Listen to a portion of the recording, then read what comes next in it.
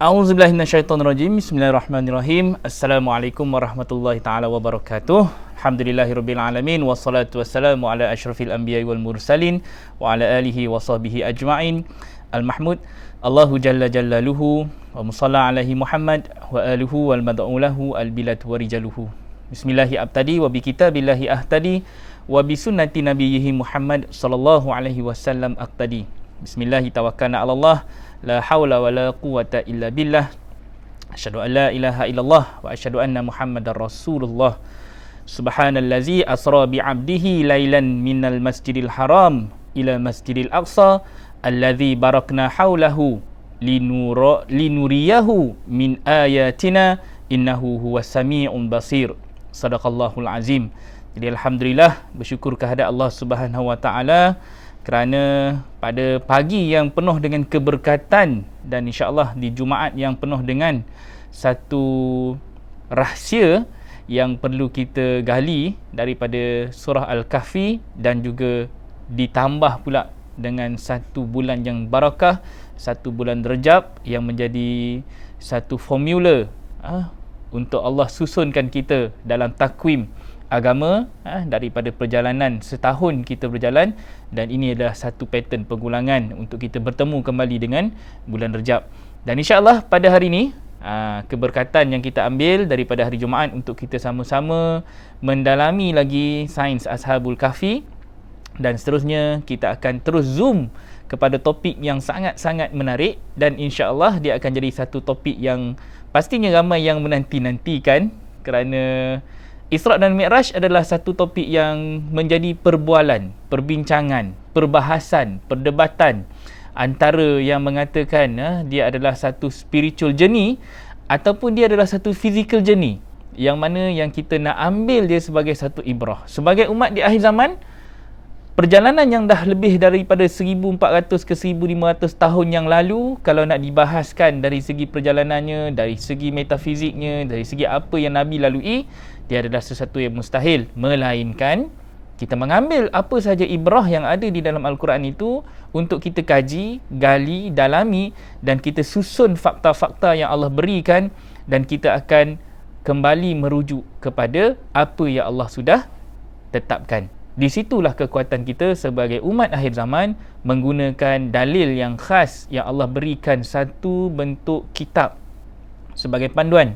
Dalam masa yang sama, hadis, sunnah, apa saja yang disebut-sebut sebagai qaul daripada sahabat, itu kita jadikan sebagai satu sumber kedua yang kita tidak nak, tidak mahu dia melebihi daripada apa yang dah dinampakkan oleh Al-Quran. Itu penting, itu foundation, itu dasar yang kita nak kena pasti dan yakini. Dan alhamdulillah hari ini saya tidak keseorangan, dan insya-Allah Ustaz Haji Akmal Ashraf, sahabat saya hari ini, dia pun ada bersama-sama dengan saya. Seronok ni bila ada sparring partner hari ini yang kita boleh nampakkan daripada dua sisi pandang yang akan kita rumuskan sebagai satu perkara yang kita nak, kalau boleh biarlah kita berlapang dada, biarlah kita membukanya dengan hati yang besar untuk kita mencerap ilmu yang Allah berikan kepada kita. Dan pastinya satu benda yang kita nak kena faham, satu benda yang kita nak kena rujuk, kita kena kembali semula kepada nas Al-Quran itu sendiri, di mana daripada surah dan juga wahyu yang pertama. Bila mana Allah menyebutkan dalam Al-Quran daripada surah 17, surah Al-Isra' itu sendiri, yang sebagai satu bukti dalil yang menjadi kisah kepada perjalanan Isra' dan Mi'raj ini. Tadi saya dah bacakan dalam surah 17 ayat 1 tu, surah Isra' itu, Subhanallazi asra bi 'abdihi. Kenapa dinampakkan satu kisah yang kalau kita boleh kongsikan dekat sini, yang akan kita nampakkan macam mana ayat yang kita nak berikan ini adalah satu bentuk ayat yang bersifat, kalau kita tengok dekat sini, tak apa, saya dengan Ustaz keluar sekejap. Yang penting adalah untuk kita nampakkan apa sebenarnya fungsi dan peranan ayat yang sangat-sangat hebat ini untuk kita sama-sama pelajari. Jadi Allah kata dekat dalam ni, Subhanallazi asra bi 'abdihi. Jadi saya letakkan dia punya marking tu, warna merah, warna biru, warna hijau, warna kuning tu, untuk kita zoom kepada setiap perkataan-perkataan yang penting dalam kita memahami perjalanan kisah Isra' dan Mi'raj. Jadi kalau tengok Bila Allah kata subhanallazi, dia bukan cerita tentang maha suci saja, dia bukan cerita tentang Allah saja. Sebenarnya ini adalah satu perjalanan yang suci, dan kita di akhir zaman, tugas dan tanggungjawab kita pula adalah untuk mensucikan. Banyak fakta-fakta, banyak maklumat-maklumat, banyak kisah-kisah yang ditokok tambah, banyak perkara-perkara yang menjadi satu bentuk kisah dongeng yang kita kadang-kadang kita nak percaya ke tak nak percaya ni, nak boleh diterima ke ataupun tak boleh diterima. Ini benda yang kita nak kena sucikan, ini benda yang kita nak kena bersihkan. Dan perjalanan ni adalah satu perjalanan yang sangat-sangat hebat dilalui oleh hamba-Nya. Jadi di situ ada satu keyword, satu perjalanan, satu lagi adalah bi'abdihi, hamba-Nya. So perjalanan hamba ni, kita ni adalah seorang hamba, Rasulullah pun adalah seorang hamba. Dan bila Allah cited dekat dalam ni, Allah nampakkan benda ni, dia adalah satu perjalanan seorang hamba. Keyword hamba ni kita nak jadikan satu keyword yang sangat penting, kerana di hujung nanti, ni benda yang kita nak nampakkan, satu rumusan nanti, apabila sampai kepada kisah perjalanan seorang nabi, perjalanan seorang rasul, perjalanan seorang hamba Allah yang dikatakan bertemu dengan Allah di langit nanti. Jadi waktu Allah bertemu dengan Nabi yang dikatakan secara fizikal yang disampaikan kepada kita, adakah benar perjalanan itu yang kita nak katakan sebagai satu pertemuan khusus antara Allah dengan Nabi Muhammad? Yang ni kita akan huraikan di hujung-hujung nanti. Tapi keywordnya adalah perkataan hamba. Keywordnya adalah perkataan bagaimana hamba yang sepatutnya. Sikap hamba adalah seseorang yang tidak negotiate dengan tuannya. Sikap seorang hamba adalah sami'na wa ata'na. Aku patuh. Sami'na, aku dengar, dan aku patuh. Ini benda yang kita nak kena fahami. Ini benda yang nak kita kena jelas. Ini satu benda yang sangat penting dalam kita mengkaji, dalam kita membedah siasat daripada Al-Quran. Kemudian bila mana dikatakan di dalam ayat 17 ayat 1 itu sendiri dinampakkan tentang perjalanannya adalah perjalanan malam.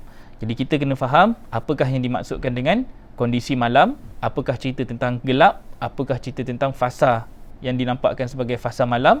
Ini adalah satu perjalanan yang khusus untuk memperlihatkan siapakah hamba-hamba yang sedang diperjalankan di waktu malam nanti. Daripada Masjidil Haram ke Masjidil Aqsa, dia adalah satu perjalanan yang sangat-sangat khusus, memperlihatkan daripada kiblat kita, daripada rumah tertua, daripada kiblat pertama Aqsa itu, dan dikaitkan pula dengan kiblat Masjidil Haram umat Islam pada hari ini. Apa dua kisah ini yang nak kita fahami? Cerita tentang masjid. Masjid adalah tempat sujud. Masjid adalah lokasi di mana manusia sedang berkiblat.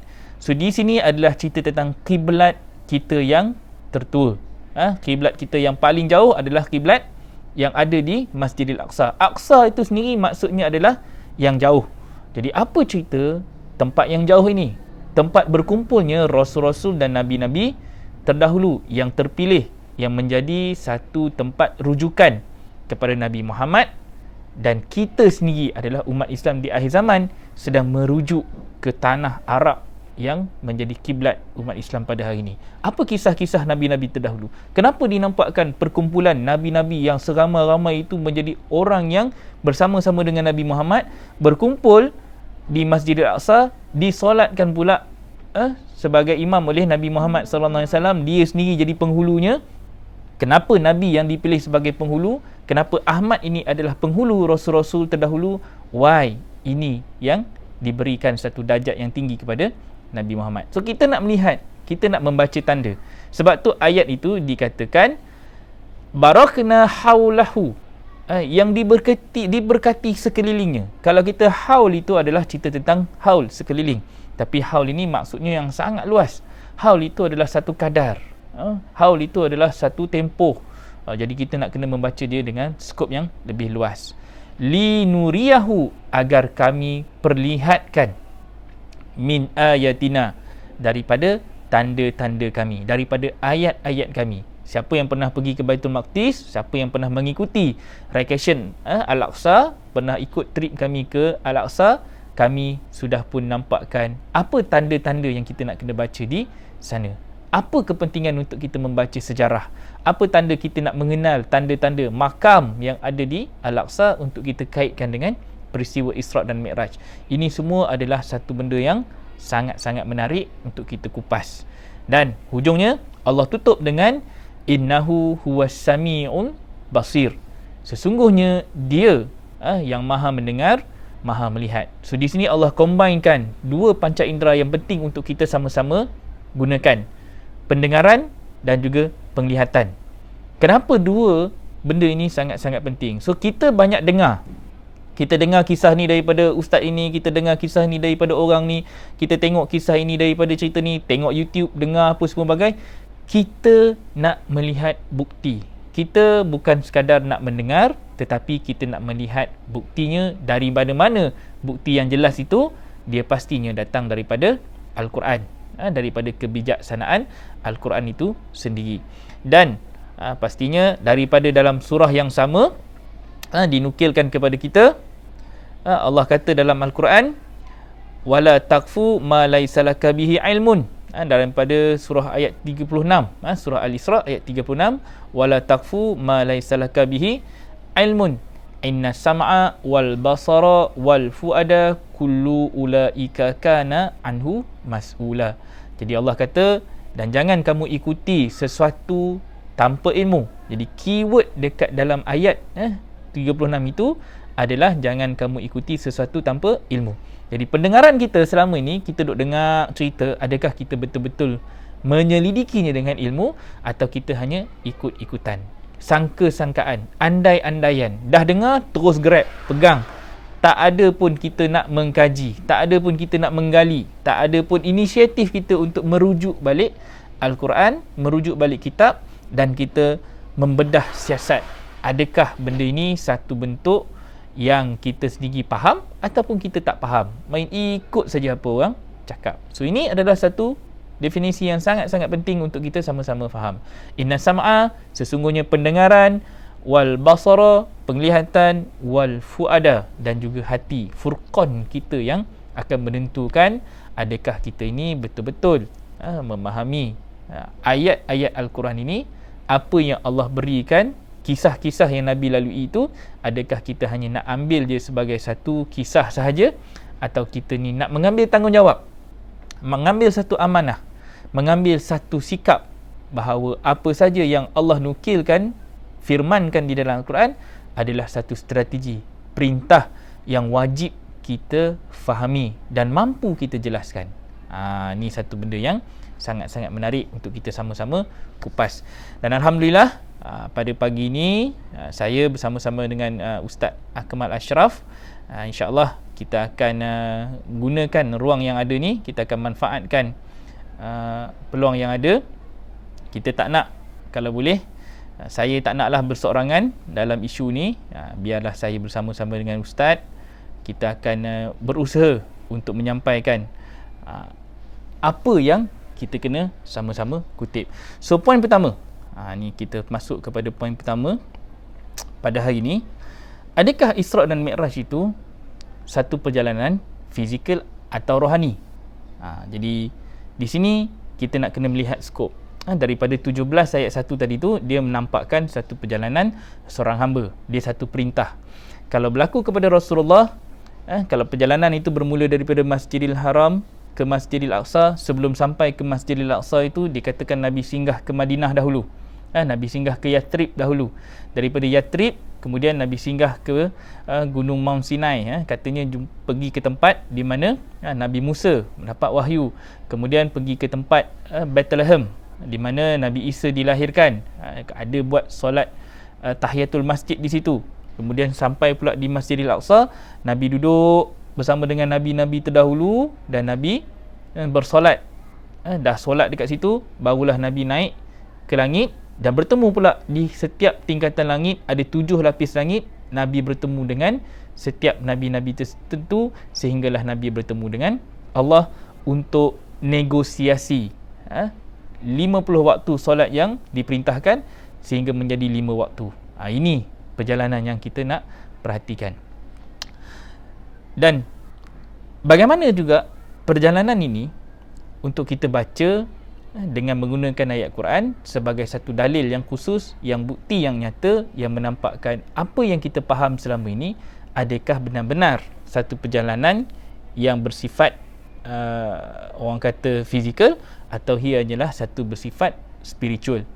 Kalau kata Rasulullah SAW itu sendiri, bila mana Nabi diperjalankan, Nabi berjalan dan dikatakan dibawa Jibril untuk bertemu dengan untuk melihat, bukan bertemu, untuk dibawa Jibril untuk melihat suasana syurga dan neraka, apa yang ada dalam syurga, apa yang ada dalam neraka, dan fokusnya adalah apa yang dinampakkan Jibril tentang suasana neraka, siapa yang paling ramai duduk dalam neraka. Jadi ini semua adalah benda-benda yang nak kita kaji dan kita fahami.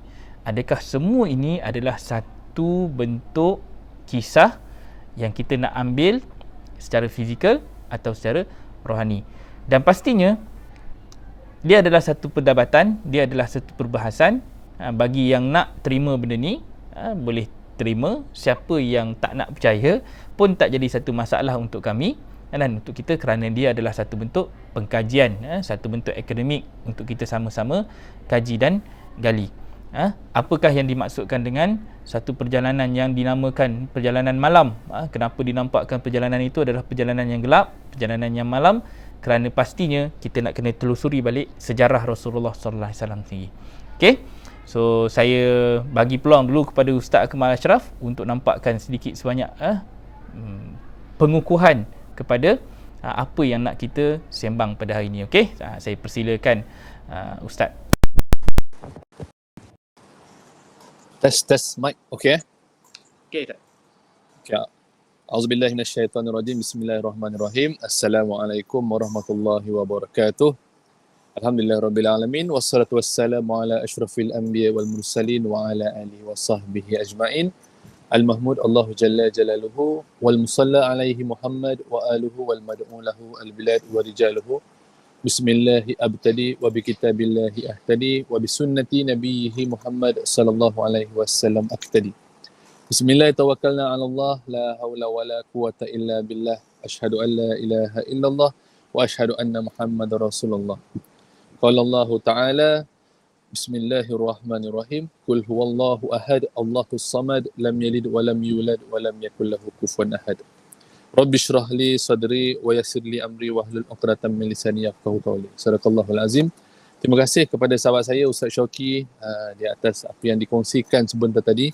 Jadi ada beberapa poin yang sangat penting lah untuk kita telusuri daripada kisah perjalanan malam Nabi ni, iaitu Isra' dan juga kemudian Nabi di Mi'rajkan. Jadi apa yang kita nak rungkaikan di sini adalah kalau dari sudut perspektif yang saya ingin kongsikan daripada apa yang Ustaz Syauqi dah sharekan tadi, saya lebih suka untuk memetik ataupun menyentuh kepada aspek pembangunan agama. Sebab kita kena tahu apa sahaja yang disabdakan kepada Nabi sallallahu alaihi wasallam, yang Rasul junjungan kita ini adalah pastinya adalah untuk membangunkan agama yang telah jatuh.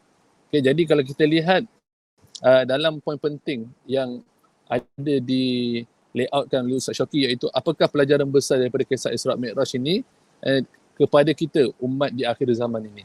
So kalau kita dengar sebelum ini banyak peristiwa-peristiwa yang dikongsikan tentang Isra' dan Mi'raj, hadis-hadis yang dibacakan. Jadi kita nak mencari satu jalan, iaitu apabila kita dengar Isra' Mi'raj, pastinya peristiwa ini dia ada sumbangan kepada pembangunan agama. Dia bukan sekadar Allah hadirkan satu peristiwa itu kepada Nabi untuk saja-saja je nak menunjukkan macam bukan sekadar menunjukkan Allah itu maha hebat saja, tetapi ia pastinya memberi laluan ataupun solusi kepada Nabi bagaimana untuk membentuk umat, bagaimana untuk membangunkan agama. Jadi itu yang paling penting. Sebab apa? Allah tidak memerlukan kita, kita yang memerlukan Allah. That's why satu peristiwa diturunkan kepada Nabi adalah kita kena fikir untuk kita bangunkan agama. Jadi bila cerita pasal Isra' dan Mi'raj, ini banyak sekali diceritakan dan kita kena hati-hati untuk kita ambil dan juga petik, dan kita kena cari kebenaran di sebalik peristiwa Isra' dan Mi'raj. Isra' dan Mi'raj. Jadi kalau macam kita lihat bila peristiwa Isra' dan Mi'raj macam yang Ustaz Syakir sharekan tadi, iaitu bicaranya tentang menerima perintah solat daripada Allah Subhanahu Wa Taala. So itu dia. Tapi kalau kita lihat apa yang Ustaz Syakir sharekan tadi, sebelum itu Nabi telah solat terlebih dahulu. Jadi ini antara satu persoalan. Saya ingin mengajak kepada anda semua untuk sama-sama iqra', untuk sama-sama berfikir. Nabi dah solat dulu sebelum menerima perintah solat. Dan saya sangat terkesan dengan apa yang dikongsikan oleh Ustaz Syakir itu sendiri, iaitu sebagai seorang hamba. Sebagai seorang hamba. Hamba ni, dia hanya apabila dia terima command daripada Tuan dia, dia akan terus do. Dia tidak akan mempertikaikan. Dia tidak akan mempertikaikan. Itu sifat ataupun karakter seorang hamba. Jadi hari ini kita disampaikan kepada kita tentang bagaimana daripada perintah solat 50 waktu menjadi 5 waktu. Ada negotiation pula. Beberapa kali jumpa Allah turun dan kemudian naik balik, negotiate. So itu apa yang telah disampaikan kepada kita daripada dulu. So apabila kita nak menerima sesuatu berita itu, so Allah suruh kita kaji, Allah suruh kita semak. Ini disiplin bagi seorang umat Islam. Seorang umat Islam yang beriman kepada apa yang diturunkan oleh Allah kepada kita. Disiplinnya adalah sentiasa rujuk. Apabila sahaja ada perselisihan, Allah suruh kita rujuk kepada siapa? Kepada Allah semula. Jadi apa yang diturunkan oleh Allah pastinya adalah kitabullah, iaitu Al-Quran. Al-Quranul Karim tu. So kita kena rujuk. Jadi kalau kita lihat di situ perintah solat ini sangat penting. Sebab sebagaimana sabda Nabi, wassallu kama ra'aitumuni usalli, iaitu perintahnya dan solatlah kamu sebagaimana kamu memperhatikan aku solat. So bagaimana Nabi solat? Bagaimana Nabi solat? So kalau kita lihat, hari ini kita tidak melihat sebagaimana Nabi solat. Jadi tapi kita boleh telusuri daripada periwayatan para sahabat, daripada hadis dan juga daripada Al-Quran itu sendiri sebenarnya. Kerana apa? Seorang Nabi dan Rasul, dia tidak akan menyampaikan sesuatu yang tidak diwahyukan. Nabi akan sampaikan apa yang telah diwahyukan sahaja. Jadi ini karakter atau sifat seorang Nabi dan juga Rasul. So itu yang penting kita kena pegang betul-betul. So apabila Nabi seru kepada kita, kita kena bersolat sebagaimana Nabi solat. Ada perkataan memperhatikan. Ra'aitumu ni. Jadi ra'aitumu ni, dia kata pokok, dia kata akar, dia root word dia adalah ra'a. Ra'a ni dia memperhatikan. Dia bukan sekadar melihat saja-saja. Jadi apabila kita memperhatikan bagaimana Nabi solat, kita akan pastikan bahawa apa yang Nabi buat mesti berdasarkan wahyu. So mesti ada rujukan dia. Mesti ada dalil di dalam Al-Quran. Jadi apa dalilnya tentang solat? Antaranya kita boleh petik di dalam surah 29 ayat 45, Allah firmankan kepada kita tentang apa? Allah firmankan kepada kita iaitu utlu ma uhiya ilaika minal kitab.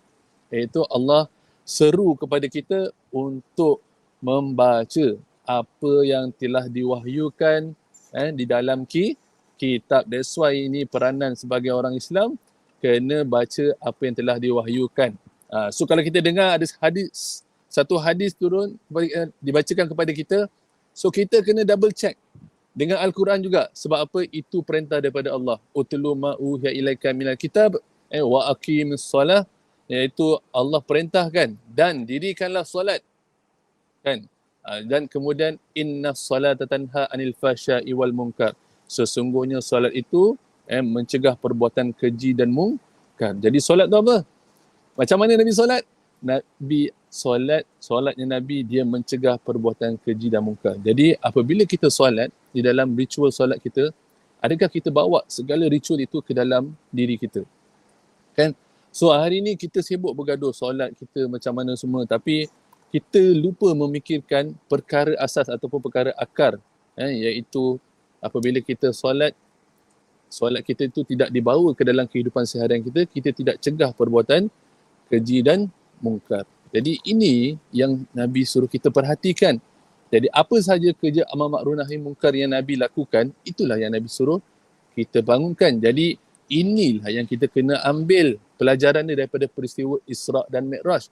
Bukan kita nak bergaduh tentang Isra' Mi'raj ni pasal apa, pasal macam-macam lah, pasal boraknya lagi kan. Kita bicaranya tentang rohnya, adakah rohnya yang naik saja ataupun roh dengan fizikalnya saja, jasad ataupun roh. Kan? Jadi ini yang benda yang selalu kita debate kan. Benda-benda furuk yang sebegini, tetapi kita lupa perkara-perkara tunjang ataupun perkara-perkara asas yang sepatutnya yang kita kena bangunkan dalam kita nak membangunkan agama. Itu saja daripada saya, Ustaz Syauqi. Alhamdulillah. Terima kasih kepada Ustaz. Jadi dekat situ ada satu benda yang besar yang kita nak kena perhatikan, yang kita sama-sama nak kena fahami. Satu mesej yang disampaikan oleh Ustaz AA tadi adalah bicara tentang solat.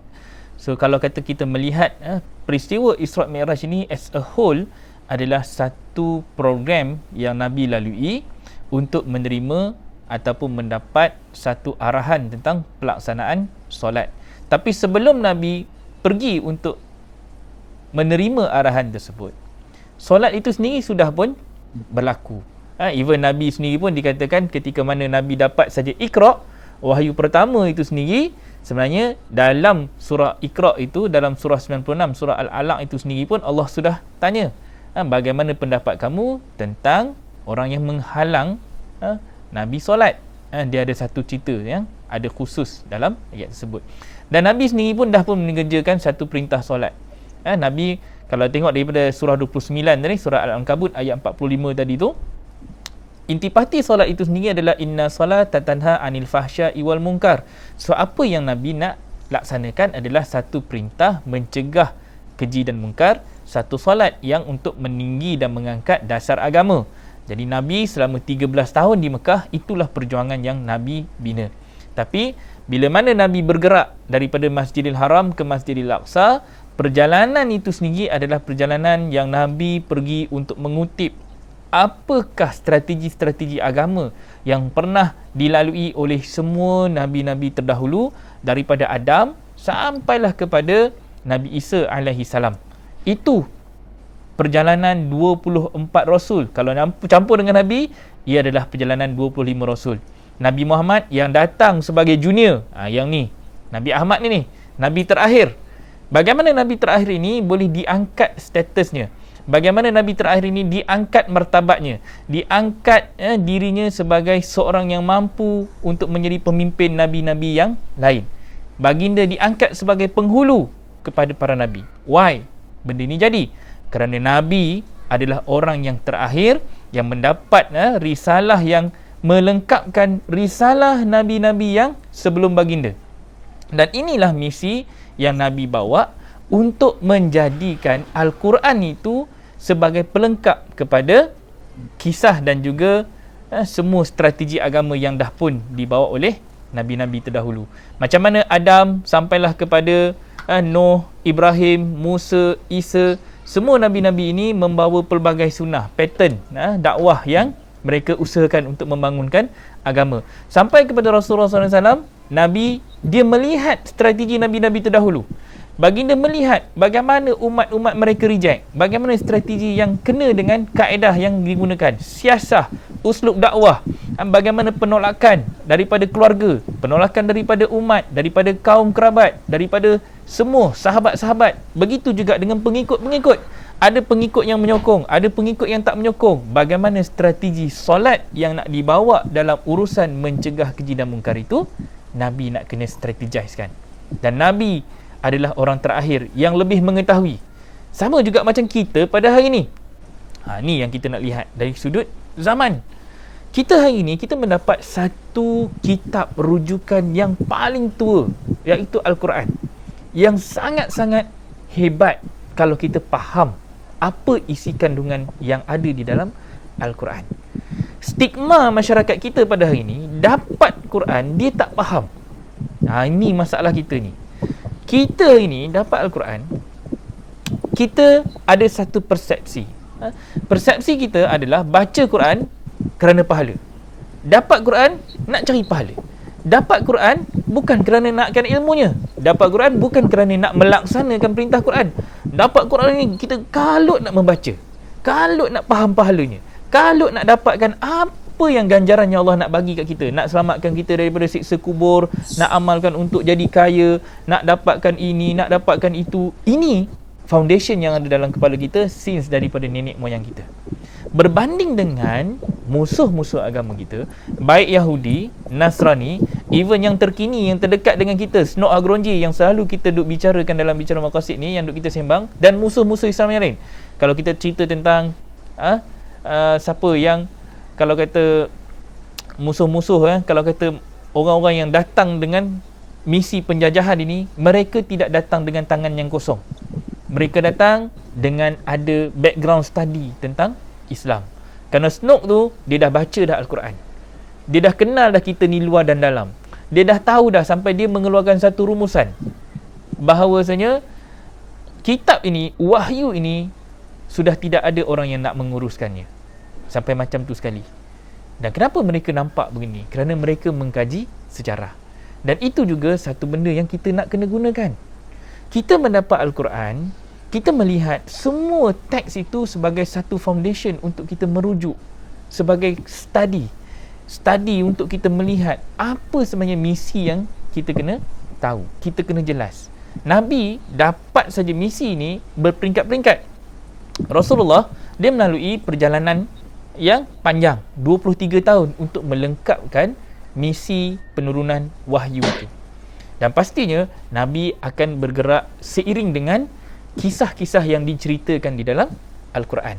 Bila diceritakan tentang kisah Musa, bila ceritakan tentang kisah Nabi Isa, bila ceritakan tentang Nabi Ibrahim, pastinya semua Nabi-Nabi terdahulu itu adalah satu wasilah, satu kaedah, satu cara yang nak menguatkan spiritual Nabi.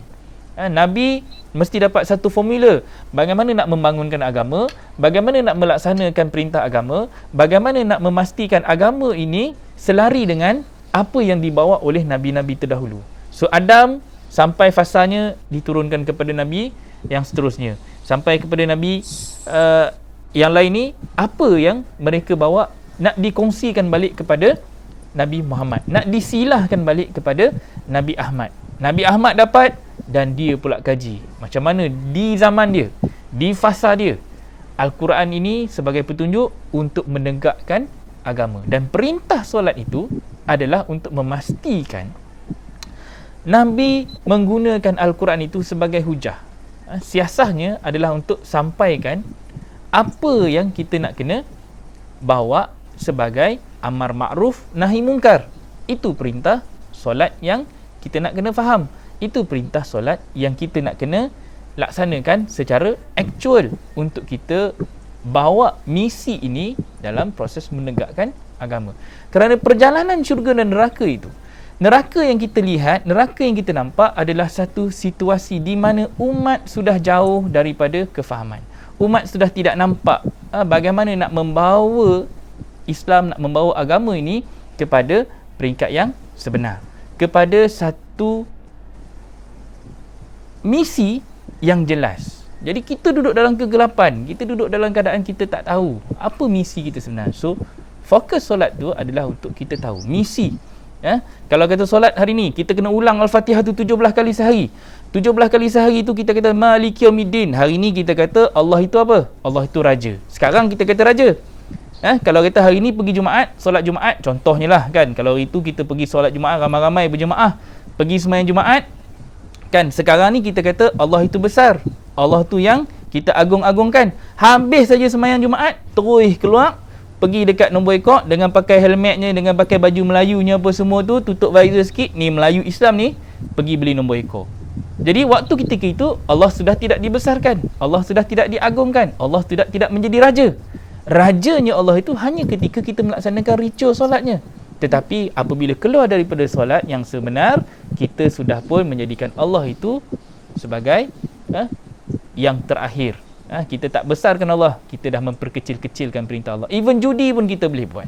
Even ada yang meminum arak, ada yang tidak menutup aurat, ada yang menggunakan agama itu hanyalah sekadar satu persembahan sahaja dari sudut ritual-ritual agama. Jadi solat itu yang nak diulang-ulang, kalau kata Fatihah yang nak dibaca 17 kali sehari, adalah satu silah nak menyuruh kita on track balik, kembali balik kepada Allah. Untuk diulang-ulang, ihdinas siratal mustaqim, untuk kita melihatkan kami hamba-hamba, iyyaka na'budu wa iyyaka nasta'in. Ni hamba yang mendapat perintah untuk solat, hamba yang mendapat perintah untuk melaksanakan perintah kami. Wasilah untuk mendapat hidayah, wasilah yang nak dihidayahkan tadi tu adalah Al-Quran tadi. Quran yang kami dapat dan nak dilaksanakan oleh kami. Siapa kami tadi? Ihdinas siratal mustaqim, siratal ladzina an'amta alaihim. Ni golongan-golongan an'amta alaihim, yang dah dapat nikmat. Siapa yang dah dapat nikmat tu? Daripada kalangan nabi-nabi terdahulu, daripada kalangan rasul terdahulu. Dia orang dah dapat nikmat ni. Adam dah dapat nikmat, Idris, Nuh, Ibrahim, Musa, Isa. Ini nikmat yang orang-orang terdahulu sudah dapat, petunjuk yang mereka dapat, strategi yang mereka dapat, yang nak disilahkan. Dan inilah golongan kami yang Nabi Muhammad duduk bersama-sama daripada strategi yang Allah sampaikan daripada zaman Adam sampailah kepada Nabi Ahmad. Ni satu benda yang kita nak kena baca, yang nak kita faham.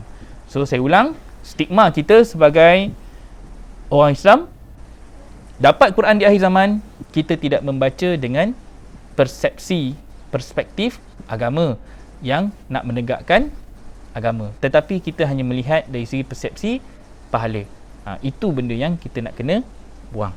So beginilah kita membaca Quran, bukan angan-angan, tetapi kita nak membaca dengan strategi. Okey, minta tambahan daripada. Okey, terima kasih Ustaz Syakir. So dia jadi semakin interesting lah bagi saya. So apabila saya terkesanlah dengan apa yang dikongsikan oleh Ustaz Syakir sendiri tentang bagaimana kita meletakkan Allah itu sebagai raja. Bagaimana kita nak meletakkan Allah itu sebagai raja, ini yang kita akan cuba kupas. Iaitu kalau kita lihat di dalam surah Al-Fatihah, Maliki Yaumiddin, iaitu Allah itu Al-Malik.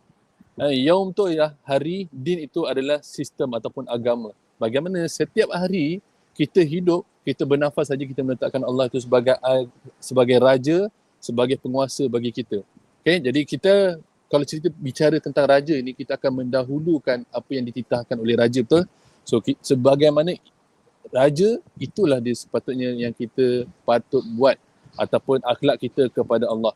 Okey, apa yang kita nak kaitkan dekat sini adalah bagaimana kita nak meletakkan satu perkongsian ataupun satu perbincangan tentang topik ini, iaitu adakah Isra' dan Mi'raj itu satu perjalanan fizikal? Kan, satu perjalanan fizikal.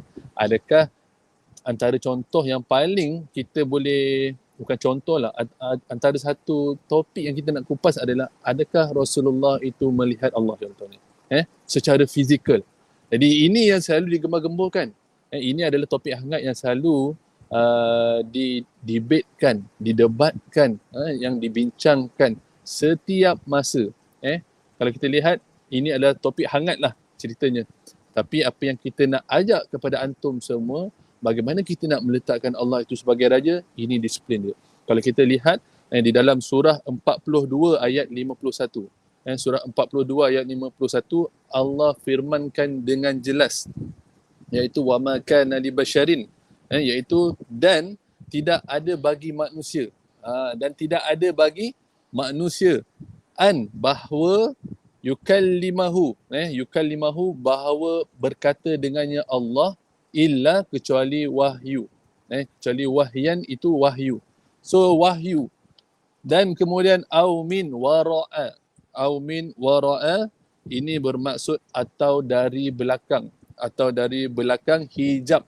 Hijab ini tabir, tabir, atau mengutus, yursila rasulan, atau mengutus utusan, lalu diwahyukan dengan izinnya yang dia kehendaki, sesungguhnya dia maha tinggi, maha bijaksana. Okay, so inilah yang kita nak ambil pelajaran, yang kita nak pegang kemas-kemas, bahawa apabila sesuatu peristiwa itu berlaku, kita terus berpegang kepada apa yang Allah wahyukan dahulu. Instead of kita pergi kepada hadis, kita pergi kepada ijma' ulama, pergi kepada pendapat yang lain, kita dahulukan Allah kerana Allah ini sebagai raja, Allah ini sebagai malik. Jadi apa yang diturunkan Allah itu kita pegang dulu. So dekat sini clearly Allah state Allah firmankan kepada kita tidak ada manusia. Jadi Nabi itu manusia ke malaikat, ke dalam bentuk makhluk yang lain. Jadi ini kita sebagai umat Islam, kita kena pandang betul-betul, kena fahami betul-betul. Hari ini saya menyeru kepada antum yang mengikuti bicara maqasid, iaitu apabila kita nak berpegang kepada sesuatu berita, kepada sesuatu penyampaian, kita kena rujuk sama ada daripada penyampaian saya, Ustaz Syauqi, ataupun semua manusia atas muka bumi ini, kita mesti berpegang kepada apa yang Allah turunkan dahulu. Sebab itu kita lihat tadi pada surah 29 ayat 45 yang saya bacakan, utlu ma uhiya ilaika minal kitab, bacalah apa yang telah diwahyukan daripada kitab. Itu yang Allah seru dulu. Tapi masalahnya umat Islam hari ini jadi terbalik. Kita pegang bulat-bulat apa yang dinyatakan, disampaikan oleh manusia. Jadi ini benda-benda yang kita nak sampaikan, benda yang mind blowing. Sepatutnya benda ni dah lama dah, 4251 clear. Allah beritahu nak berjumpa, nak berkata-kata dengan Allah mesti dengan wahyu dan juga mesti ada perantara, mesti ada hijab. So itu yang kita nak highlightkan di sini. Ataupun kaedahnya adalah mengutus, utusan. Dan antara lain yang kita boleh pegang adalah hujah yang kita boleh pegang ataupun dalil yang kita boleh pegang, iaitu daripada hadis daripada Aisyah sendiri. Bagaimana Aisyah isteri Nabi ni, isteri Nabi dan sahabat yang paling dekat dengan baginda dalam tahun-tahun kerasulan baginda. Bagaimana Aisyah sendiri petik siapa yang berkata Allah, Nabi melihat Allah, itu adalah kazab. Kazab ini adalah pendusta, pembohong. Jadi kalau isteri Nabi sendiri menolak statement bahawa Nabi melihat Allah secara directly, itu adalah satu bentuk dusta, kedustaan.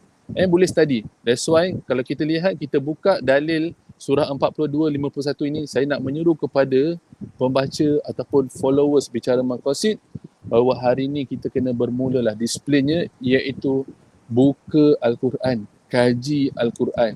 Jangan terima bulat-bulat daripada mulut manusia 100%. Terus berpegang kepadanya. Itu akan membawa kita kepada dusta.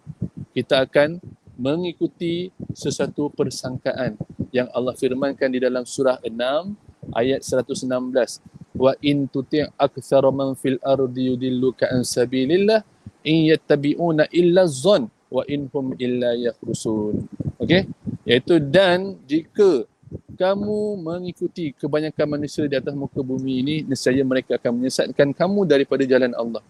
Mereka itu tidak lain tidak bukan hanyalah mengikuti persangkaan belaka. So itu dia, dan kita akan jadi orang-orang yang rugi. So ini antara pelajaran yang kita nak kongsikan dalam perkongsian kita berkenaan dengan peristiwa Isra' dan Mi'raj. Dan ada di antara ulama yang lain yang membicarakan atau mengupas apa yang Nabi lihat itu dengan fuad, bifuadi, dengan mata hati. So Nabi melihat ini dengan mata hati. So itulah dia yang kita nak ambil pelajaran daripada peristiwa Isra' dan Mi'raj. Sekarang ni kalau kita lihat antara fakta yang jelas yang Allah highlightkan, iaitu bagaimana peristiwa Nabi Musa yang ingin melihat Allah. Apa yang terjadi? Apa yang berlaku? Gunung berkecai. So itulah yang kita nak highlightkan, yang kita boleh tolak hujah yang mengatakan bahawa Nabi melihat Allah secara direct, secara fizikal. Jadi ini dia pelajaran yang paling penting yang kita nak bawa sekarang ni daripada peristiwa Isra' dan Mi'raj. Apa pembelajaran dia yang kita nak ambil untuk kita bangunkan agama yang dah sedia jatuh. Ini yang paling penting sebenarnya, daripada kita nak debatekan benda-benda yang tidak membangunkan agama. So itu yang paling penting dalam pemikiran umat Islam hari ini, bahawa setiap peristiwa yang Allah hadirkan kepada Nabi itu tidak lain tidak bukan untuk mengembalikan Islam ini di tempatnya. Bagaimana kita nak menjadikan Islam ini sebagai al-malik balik, sebagai malik, sebagai penguasa. Hari ini Islam hanya sebagai follower saja. Kita tidak merajai dunia ini. Jadi itu yang paling penting yang kita nak kupas daripada peristiwa Isra' dan Mi'raj. Jadi saya serahkan semula kepada Ustaz Syakir.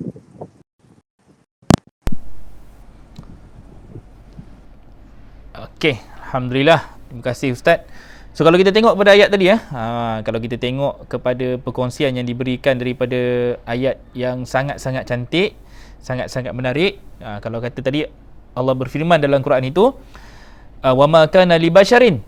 Tu saya highlightkan dekat situ tu, warna merah dalam kotak merah tu, supaya kita sama-sama gunakan sekejap saja, pinjamkan mata kita ni untuk melihat.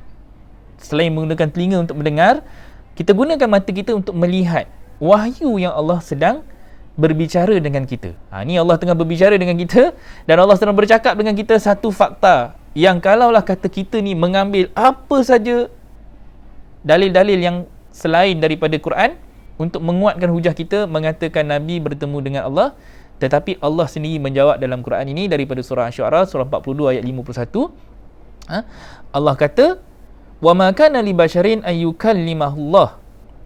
Dan tidaklah patut bagi seorang manusia bahawa Allah akan berbicara kepadanya kecuali dengan perantaraan wahyu, atau dari belakang tabir, atau dengan mengutuskan utusan. So ada 3 cara macam mana Allah nak jumpa. Pertama, illa wahyan, melalui kecuali dengan satu wahyu, au min wara, ataupun daripada dia menggunakan perantaraan, berbicara dengannya dengan perantaraan wahyu daripada belakang tabir, atau dengan mengutuskan seorang rasulan, seorang utusan.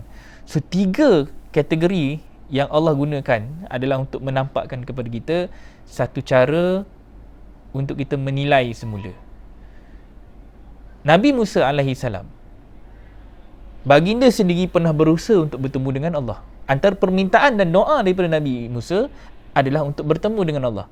Ada dalam Quran diriwayatkan Allah munculkan, menampakkan dirinya dalam bentuk api. Kemudian kalau Allah kata engkau nak tengok aku, kau tengok gunung tu, tapi bila Nabi Musa tengok saja gunung tu, tiba-tiba gunung tu meletup, pecah, dan Musa pengsan. Jadi Musa sendiri pun tak dapat peluang untuk bertemu dengan Allah, tak dapat untuk berbicara dengan Allah secara direct. Jadi ceritanya adalah secara direct. Dan dalam ayat ini menampakkan dengan sangat jelas bahawasanya wa ma kana li basyarin, dan tidak ada pun, tidak patut bagi seorang manusia. Kalau ada dekat terjemahan yang lain tu dikeras sikit, tidak patut terus. Dia kata tidak patut. Kalau kita baca harfiah, tidak ada saja dinampakkan. Dan waw di situ bukan waw yang biasa-biasa. Waw di situ kalau orang kata waw qasam, dia akan gunakan dan. Waw qasam, waw wasal, waw penyambung. Kalau gunakan perkataan waw itu sebagai satu perkataan dari segi bahasanya, kita gunakan dia adalah waw wasal, dan dia tidak terlalu keras, dia tidak terlalu kuat hujahnya, dia tidak terlalu tegas. Tapi kalau waw qasam, waw yang dimasukkan sumpah, waw yang dimasukkan penegasan daripada Allah, demi tidak. Bila katanya demi, Allah dengan muktamadnya meletakkan satu bentuk penegasan. Tidak ada seorang manusia pun yang boleh bercakap dengan Allah melainkan dengan 3 cara tadi. Belakang tabir, apa yang Musa lalui adalah di belakang tabir. Dan pastinya Nabi Muhammad sendiri, apabila baginda naik ke langit, ini adalah satu peristiwa yang perlu kita fahami. Adakah dia secara fizikal ataupun secara spiritual? Kalau diangkat dengan secara spiritual, adakah perjalanan itu perjalanan yang kita kena study semula, kaji semula. Bagaimana Nabi menerima wahyu untuk perintah solat yang 50 waktu tadi. Kalau kata 50 waktu, ini poin yang saya nak bawa kepada rumusan yang abdihi tadi. Apabila kita mengatakan Allah itu sebagai Malik, sebagai Raja, maka Allah itu diangkat sebagai satu entiti yang tidak ada negotiation yang mampu kita gunakan. Allah memberi perintahnya. Apabila Allah menyampaikan perintah, Allah memberikan perintah, tanggungjawab kita sebagai hamba adalah sami'na wa ata'na.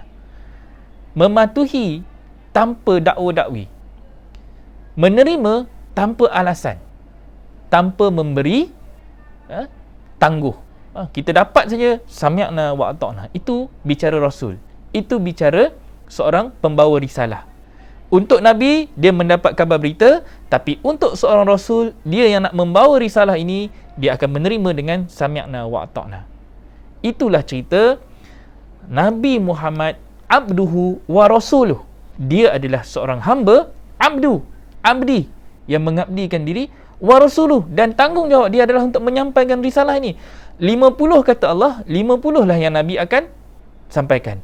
A kata Allah, A lah yang akan Nabi sampaikan. Tak adanya bila Allah dah bagi A, Nabi nak negotiate, oh tak boleh begini, begitu, begini semua, tiba-tiba nak bawa pula cara Nabi, sampaikan pandangan Nabi. Itu negosiasi antara hamba dan Tuan yang mustahil boleh berlaku. So di sinilah kita nak kena membaca. Allah memberikan satu gambaran yang sangat jelas daripada wahyu ini. Allah memberikan satu fakta, satu bentuk dalil yang sangat-sangat jelas, yang menyebabkan kita kena menggunakan akal kita. That's why tadi, inna sam'a wal basara wal fu'ada, kita pun kena gunakan hati. Kalau Nabi tadi, kata Ustaz Ashraf tadi, nampakkan macam mana Nabi itu bertemu dengan Allah hanya menggunakan pandangan hati. Ni hati kita sekarang ni adalah hati yang lapang ataupun yang sempit. Kalau kita sempitkan dada kita, susah kita nak menerima hujah yang Allah sendiri sudah klaim dekat dalam Al-Quran. Begitu juga dengan hujah bagaimana Nabi menaiki Buraq. Ni cerita Buraq pun menarik juga, sebab sambungan dia ada di dalam ayat seterusnya 42, 52. Dan saya rasa hari ini topik ini topik yang sangat-sangat menarik untuk kita bahaskan, dan tak mampu untuk kita hujahkan dalam tempoh 1 jam. Ni pun dah 50 minit. Dah 50 minit dah. Nampak gayanya? Kita akan pastikan dia menjadi beberapa episod lah. Kalau siapa yang setuju nak dijadikan episod, komen dekat bawah tu. Kita tengok berapa ramai yang nak kita sambung perbincangan ini supaya lebih menarik. Apa pun yang kita sampaikan pada hari ini, sebenarnya dia lebih kepada satu fakta yang kita hanya cuit saja. Ni baru kita cuit sikit beberapa topik ni. Nak tengok ada tak yang nampak benda ni sebagai satu benda yang wajar untuk kita kaji, untuk kita gali. Celupan yang kita bagi ini adalah satu benda yang kita ambil daripada sebanyak-banyak benda yang ada di dalam Al-Quran, yang menyuruh kita menggunakan akal, yang menyuruh kita berfikir, yang suruh kita menjadikan orang yang mampu untuk tadarus, tafakur, tadabbur dan tabayunkan, bainatkan. Adakah perjalanan untuk hamba itu hanya khusus kepada Nabi Muhammad seorang? Kerana ayat ini masih kekal hingga hari ini. Kalau ayat yang sama itu masih ada dan perintah yang sama itu masih lagi Allah suruh kita baca, adakah Allah suruh kita baca saja atau Allah suruh kita buat? Kalau nak kena buat, kita pun nak kena terbang pergi ke Masjidil Aqsa. Ni dah berapa ramai dah terbang pergi Masjidil Aqsa ni? Adakah kita dah buat perintah itu? Perintah yang kita kena berjalan dari Masjidil Haram sampai ke Masjidil Aqsa. Dan mustahil untuk kita selesaikan semalaman. Melainkan kita buat benda ni berdasarkan apa yang Allah berikan daripada 6,236 ayat untuk kita bedah, kaji, gunakan semua strategi Nabi-Nabi terdahulu daripada Adam, dan akhir sekali dilengkapkan oleh Nabi Ahmad sebagai satu rumusan, kaedah, strategi pembangunan agama yang kita kena faham how to apply di zaman kita. Ini perjalanan yang kita kena faham. Dan kita nak melihat syurga dan neraka kita di dunia ini. Kita kena tahu kita ni duduk dalam dunia ni, duduk kat neraka ke duduk dekat syurga. Anak kita, isteri kita, keluarga kita, komuniti kita, sahabat kita, mereka dalam neraka ke dalam syurga. Dan kita menilai bukan menilai dengan sangka-sangka. Kita bukan menilai dengan menghukum mereka tanpa menggunakan asas. Asasnya Al-Quranil Hakim. Al-Quran itu adalah satu bentuk penghakiman yang paling jelas nak meletakkan seseorang itu di syurga atau neraka. Kalau jelas depan mata kita dah nampak dah Melayunya, Islamnya, minum arak, adakah itu syurga sekarang? Jangan kita sembang, oh tak boleh kita nak judge dia, nanti mana tahu dia jadi baik, nanti dia akan masuk syurga. Itu cerita kemudian. Ni cerita sekarang. Kita nampak anak kita duk tengah berzina, adakah itu syurga? Itu dah confirm neraka yang kita sedang tanggung. Kalau kita tahu anak kita sedang melayan pornografi, adakah anak kita di dalam syurga atau dia dalam neraka? Anak kita dibawa oleh anak lelaki lain, anak perempuan kita ni, duk berjalan ke hulu hilir dengan lelaki lain, adakah itu syurga atau neraka? Kita nampak dah apa saja yang berlaku dengan kes jenayahnya, dengan rogolnya, dengan rompaknya, dengan zinanya, dengan buang anaknya, dengan itu judi, haram, mabuk, segala bagai. Yang kita nampak, adakah itu syurga ataupun neraka? Ini yang kita nak kena faham. Once kita dah nampak benda yang jelas depan mata kita, tanggungjawab kita untuk mencegah keji dan mungkar.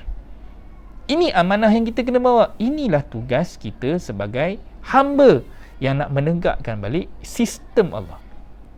Kalau kita tengok buat bodoh je kan, nantak engkau lah, engkau lakum dinukum waliyadin. Entah.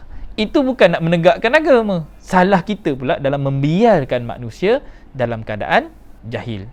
Ini tanggungjawab kita nak membawa mereka kembali kepada Islam yang sebenar. So kalau kata nak memahami Isra' dan Mi'raj, jangan kita melihat kisah itu yang diulang-ulang tiap-tiap tahun. Sama saja skrip dia yang kita kena sembang. Sampai tepu kita dalam memahami benda itu dari sudut yang sepatutnya. Hakikatnya kita kena kenal setiap Nabi-Nabi yang ada dalam Al-Quran itu, as good as mereka itu berada bersama-sama dengan kita, menunjukkan uswah, strategi, contoh, jalan macam mana kita pula nak bangunkan Islam di zaman kita. Okay? Dah ada 5 minit lagi. Jadi saya bagi kat Ustaz Akmal Ashraf untuk dia.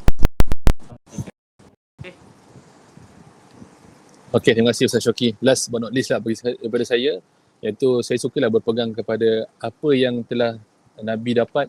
Pastinya untuk kita sama-sama lihat apa yang Nabi dah bangunkan. Sebab ini satu pembuktian. Nabi dah buktikan bahawa peristiwa Isra' dan Mi'raj itu penting untuk kita ambil pelajarannya. Sebab kita melihat Nabi dapat sahaja instruction daripada Allah, Nabi mampu membangunkan dan Islam fly selepas itu. Jadi sama juga dengan kita. Hari ini kita sibuk bercakaran, bergaduh, berpecah belah. Kerana bicara tentang Isra' dan Mi'raj. Dia tidak berkesudahan, tidak ada satu solusi dan dia tak membangunkan. Sedangkan firman Allah, perintah Allah di dalam surah 42:13, Aqimuddin wala tatafarraqu fi. Bangunkan, dirikan din ini, dirikan agama ini dan jangan kamu berpecah belah di dalamnya. Wala tatafarraqu fi ini adalah satu larangan yang sungguh jelas daripada Allah kepada kita. Jadi kita baru kupas sedikit daripada ini. Belum lagi apa yang kita lihat perjalanan Isra' Nabi. Isra' itu dulu. Isra' daripada Masjidil Haram ke Masjidil Aqsa. Itu kita boleh sentuh banyak lagi bicara tentang kiblat, semua tu very interesting. Jadi ini yang sepatutnya umat Islam hari ini sama-sama kembangkan. Sama-sama cari solusi. Sama-sama discuss. Jadi itu antaranya. Okay? Jadi kalau kita lihat Rasulullah macam saya sebutkan tadi, yang saya petik iaitu sabda Nabi tentang wasallu kama raaitumuni usalli, iaitu dan kamu solatlah sebagaimana kamu memperhatikan aku solat. Ada perkataan ra'a di situ. Raaitumuni, ra'a melihat, memandang, memerhatikan. Jadi kalau kita lihat dalam Al-Quran betapa banyaknya perkataan ra'a ni, iaitu kita kena sama-sama perhatikan. Antaranya juga pandangan Ar-ra'aita ini apa pandangan kamu? So apa yang kita buat hari ni bicara maqasid, bicara itu discussion. So kami bertanya kepada anda semua, apa pandangan anda dengan perbincangan Isra' dan Mi'raj yang satu kita dahulu, yang panjang itu, apa sumbangan dia? Apa yang kita nak bawa? Apa peranan dia dalam kita nak membangunkan agama?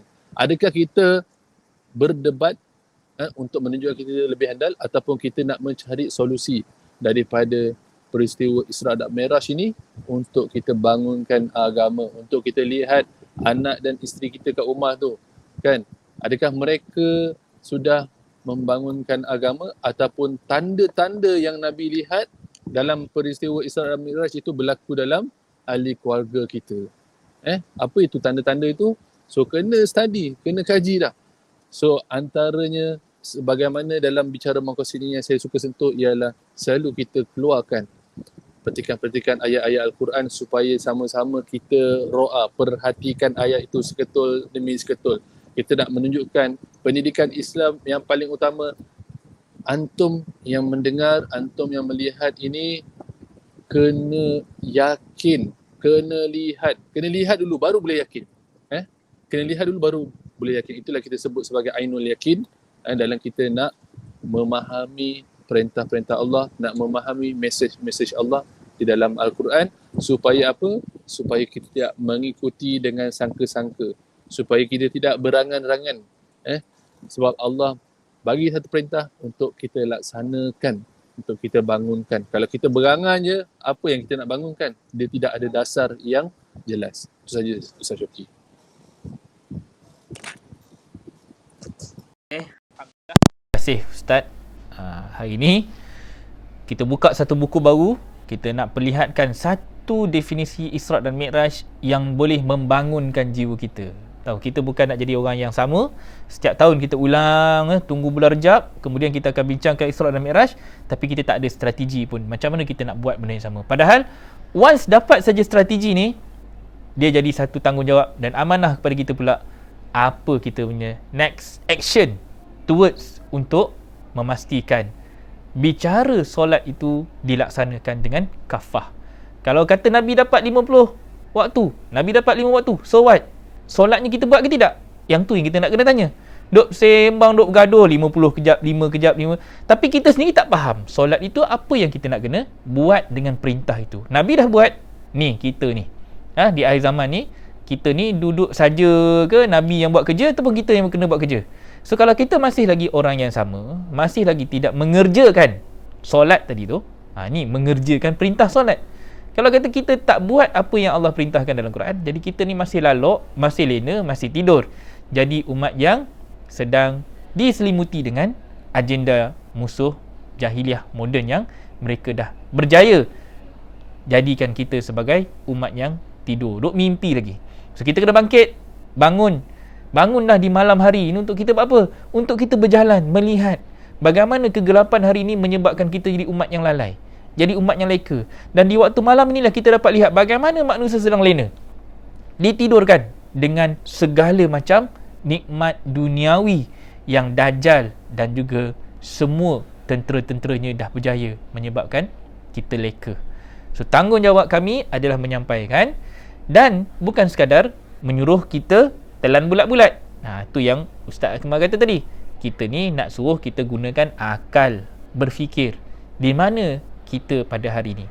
Kalau kita nak diperjalankan melalui perjalanan yang sama, di mana kita nak kena mulakan? First, lihatlah kiblat kita dahulu. Kiblat kita di Masjidil Haram, apa yang ada di sana, bagaimana kita nak mengubahnya, apa nasib umat kita, dan kita nak melihat bagaimana pula nasib kita hari ini untuk kita laksanakan Islam di atas muka bumi, di tempat kita sedang duduk ni, tempat pijak kita ni. Kalau bicara masjid, bicara tempat sujud. Tempat sujud kita di mana yang kita duduk hari ni. Kalau isteri, tempat sujudnya di perut rumahnya. Kalau suami, tempat sujudnya adalah nak memastikan keluarganya mengikut sistem yang Allah dah tentukan. Masjid, tempat sujud, membina masjid, mendirikan rumah tangga. So rumah tangga kita adakah dalam syurga ataupun rumah kita dalam neraka? Baiti jannati tu rumah tangga kita sendiri. Tu tengok tu dulu. Syurga neraka yang kita nak kena kenal pasti. Kalau kita dah sedar kita dalam neraka, bangkit. Jangan tunggu lama-lama, redha saja kita ni duduk dalam kerak api neraka. So kita nak kena sedar kita ni siapa. Anak kita dalam neraka, isteri kita dalam neraka, suami pun masih dalam neraka.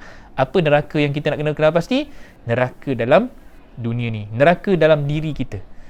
Kita baca duk sembang cerita neraka yang kita tak pasti, simpan dulu, itu rahsia Allah. Allah cerita dalam Quran, baca, tapi macam mana apa yang kita baca itu nak kita letakkan dalam konteks diri kita. Alright, itu Isra' dan Mi'raj. Kesimpulannya, kita buka tadi yang pertama, kita kena kenal dulu apa itu Isra', Mi'raj, perjalanan malam, perjalanan Nabi daripada Masjidil Haram ke Masjidil Aqsa, apa itu masjid, apa itu tempat sujud, sampailah peristiwa Nabi bertemu dengan Rasul-Rasul dan Nabi-Nabi terdahulu, apa fungsi dan peranan yang ada di dalam Al-Quran untuk kita fahami, dan kemudian kita melihat satu kisah macam mana Allah dan dikatakan Nabi bertemu dengan Allah, bagaimana Al-Quran memberikan satu fakta yang berbeza pandang. Jadi kita melihat Al-Quran itu sebagai satu bentuk definite, fakta yang jelas, Quranun mubin, balaghul mubin, kitabul mubin, yang memastikan kita pun jadi orang yang tidak bersangka-sangka. So kita buka kepada perbincangan seperti mana dinampakkan. Siapa yang bersetuju boleh terima, siapa yang tak bersetuju tidak jadi masalah pada kita, kerana ini adalah satu perbahasan yang kita nak melihat dari sudut pandang Al-Quran, perspektif yang Allah sendiri firmankan. Itu tujuan kami pada hari ini. Okey, insya-Allah.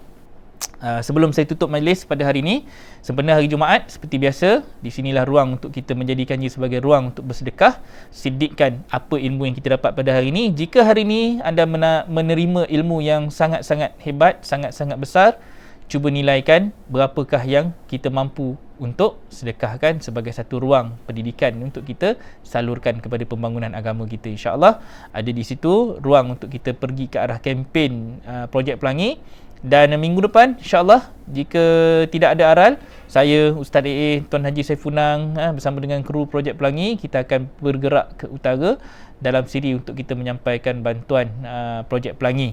Jadi masa inilah peluang untuk kita ambil dalam pergerakan kami ke sana. Kita akan salurkan bantuan kepada anak yatim, asnaf dan juga warga emas, dan tunggu kita akan berikan update-update semasa dalam perjalanan kita di sana nanti, dan kita akan kongsikan kepada penderma-penderma, penyumbang-penyumbang, penginfak dan juga orang-orang yang telah pun menyalurkan bantuan menerusi Projek Pelangi. Dan jangan lupa di situ kalau ada bantuan yang diberikan, boleh terus letak di situ #BNMasnaf untuk saya kenal pasti sahabat-sahabat daripada Bicara Maqasid yang menyumbangkan dan menyalurkan di situ. Kalau rajin, ada masa type, terus tulis, hantar ke saya melalui WhatsApp, insya-Allah saya akan akadkan dan kita akan rekodkan. Di situ senanglah untuk saya kenal pasti siapa yang menyumbang. Alhamdulillah. Okey Ustaz, ada apa-apa lagi tambahan? Kata-kata buat akhir? Okey, cukup. Okey, cukup. 1 jam 6 minit. Minit kalau rasa kepala tu dah berasap dah apa semua kan, beratnya apa Ustaz kata, apa yang kami sampaikan ini adalah satu ajakan untuk kita sama-sama menggunakan akal. Alright, insya-Allah ini baru sedikit cerupan ilmu yang ada di dalam Al-Quran yang kita kongsikan, dan insya-Allah saya tengok ramai yang memberikan feedback yang positif. So nampaknya Ustaz kita kena buat episod. Kita akan sambung pada minggu depan sebab kita belum membicarakan tentang buraq. Ni buraq ini insya-Allah kita akan grab daripada apa yang kita sampaikan pada hari ini dan kita akan sambung pada minggu depan. Okey, insya-Allah itu saja daripada kami. Lepas ni terus masuk ke Rai TV, tengok pula Rai TV apa yang kita sampaikan dalam episod yang terkini. Okey, insya-Allah itu saja daripada kami. Hazza wallahu yarana wa yahfaz. Assalamualaikum warahmatullahi wabarakatuh. Assalamualaikum warahmatullahi wabarakatuh.